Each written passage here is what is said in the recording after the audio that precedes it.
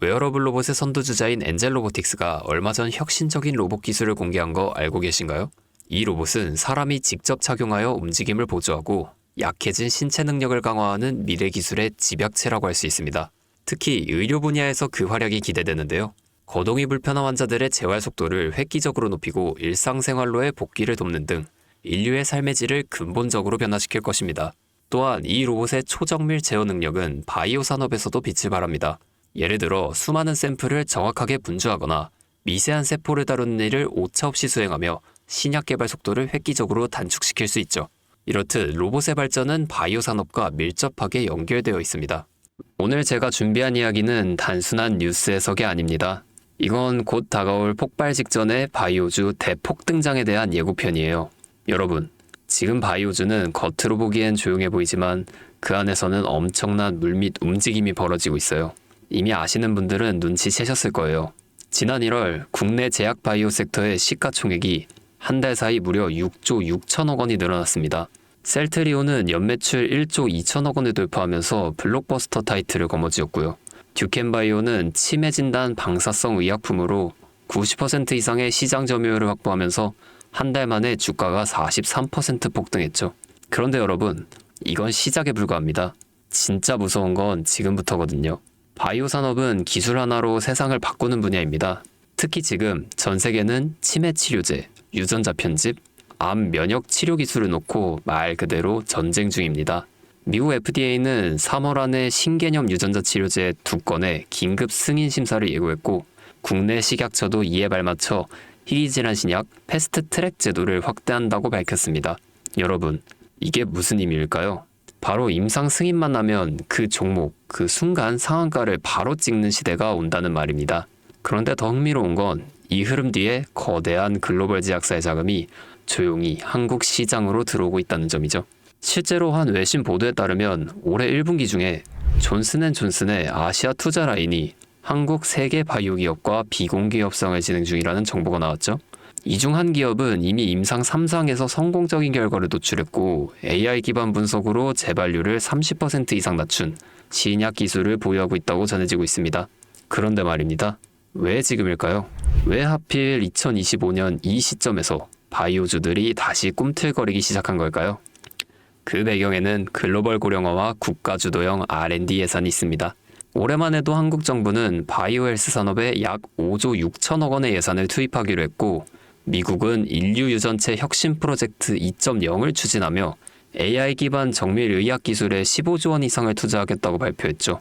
이 돈들이 들어가는 곳이 바로 치매, 암, 유전자 치료입니다.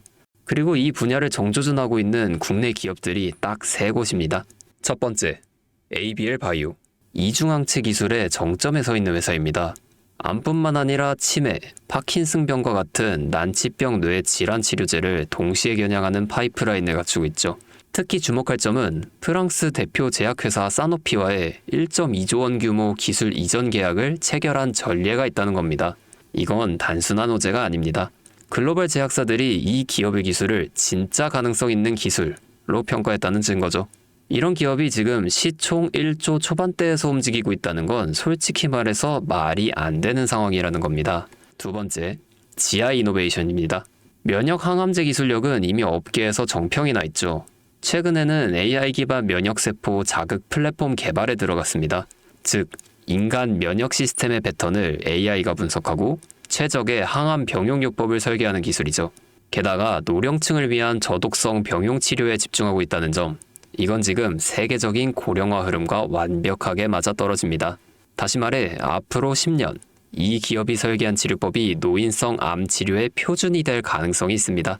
그리고 마지막 세 번째, 제가 오늘 정말 조심스럽게 말씀드릴 히든 바이오 카드입니다.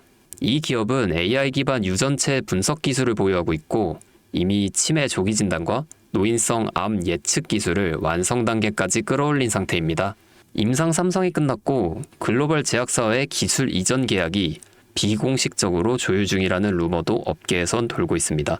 무엇보다 중요한 건 이 기업은 우리가 생각하는 것보다 훨씬 더 일반적인 가격대에서 거래되고 있는 종목이라는 점이에요. 바이오에 관심 있는 분들이라면 누구나 알 수 있는, 누구나 살 수 있는 종목입니다.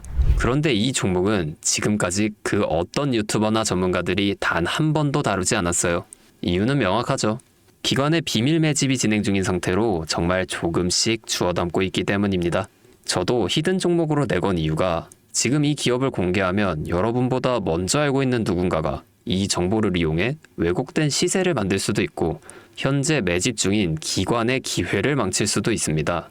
최근 기사에도 여러 번 나왔는데 공통된 의견으로는 기업 가치에 비해 과대 낙폭됐다 라고 써있죠. 이는 사실상 기관의 개입이 이뤄진 것으로 보입니다. 현재 주가는 한화로 약 1만원대, 제가 본 목표가로는 30만원이 넘어갑니다. 3000%, 100만원이면 3천만원, 1000만원이면 3억을 벌 수 있는 말도 안 되는 상승폭이죠. 자, 여기서 포인트는 뭘까요? 바로 지금 우리가 알고 있는 걸 기관은 아직 모른다는 것입니다. 여러분 기억하시죠? 코로나가 터졌을 때 시젠이 상한가 13번 연속 갔던 거. 그런데 그때 기관은 이미 2달 전에 매집을 시작했었습니다. 지금도 똑같습니다. 여러분이 모르는 사이 누군가는 정보를 알고 먼저 움직이고 있는 겁니다.